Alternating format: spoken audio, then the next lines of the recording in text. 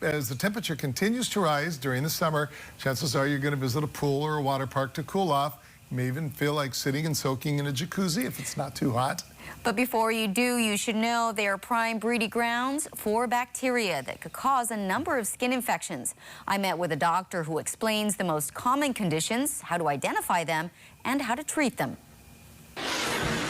Who doesn't enjoy a day at the pool? Swimming, sliding, and soaking are excellent ways to beat the summer heat. As inviting as they may be, the warm, wet environments are havens for bacteria that can cause rashes and infections. I sat down with Dr. Winnie Suen. You don't want to scare people away from the pool and to get their exercise or have their fun, but it is something that we should be aware of. It's probably more common in kids, but adults can certainly get them too. According to Suen, there are 4 very common skin conditions you can get from a pool. The first, chlorine rash, which is basically an allergic reaction to the chlorine in the water. You may see tiny bumps that may come up.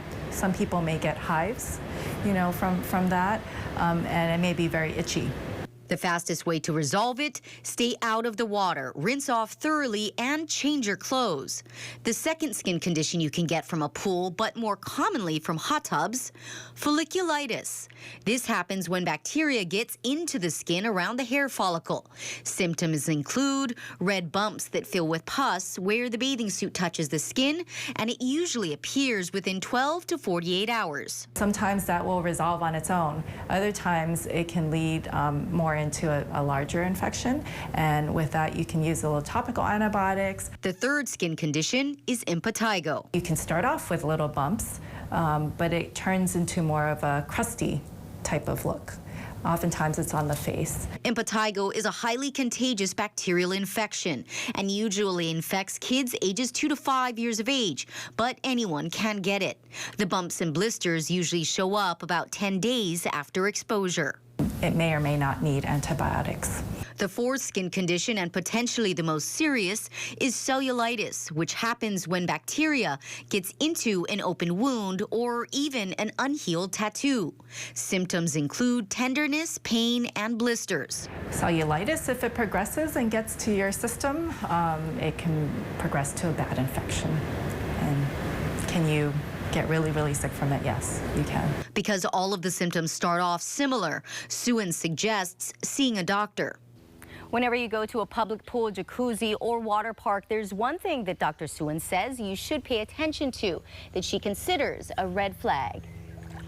If you see a film of scum of some sort that you're wondering what that is, maybe think twice. The City Department of Parks and Recreation operates more than 20 pools on Oahu. So all of our pools have showers for people to rinse off beforehand and after. Sirota says they also check the pH and chlorine levels in the pools multiple times a day and vacuum the pools several times a week. We have quite a strict set of safety standards and cleanliness standards when it comes to our city park pools. And if it doesn't meet those standards, then we will not open it for public usage. For more information about the various skin conditions, you can log on to KHON2.com.